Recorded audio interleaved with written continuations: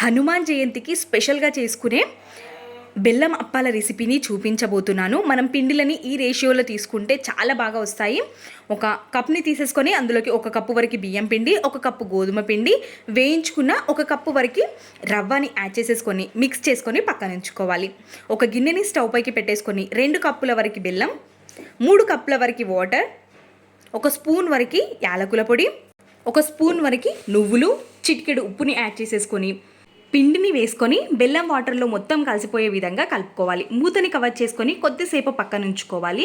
కొంచెం చల్లారి గోరువెచ్చగా ఉన్నప్పుడు మూతని ఓపెన్ చేసుకొని 2 స్పూన్ల వరకు నెయ్యిని యాడ్ చేసేసుకొని మెత్తగా పిండిని ప్రెస్ చేసుకుంటూ ఈ విధంగా ముద్దలు ముద్దలుగా చేసేసుకొని పక్కన ఉంచుకోవాలి. ఇప్పుడు ఆయిల్లో వేసుకొని డీప్ ఫ్రై చేసేసుకోవడమే.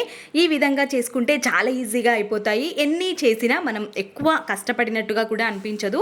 కాబట్టి తప్పకుండా ట్రై చేయండి. హనుమంతుడికి ఎంతో ఇష్టమైన ప్రసాదం అని అంటూ ఉంటారు. మీకు ఇంకా వివరంగా కావాలి అనుకుంటే వీడియో కింద లింక్ ఇస్తాను. ఫుల్ వీడియో చూసేయండి. Thanks for watching.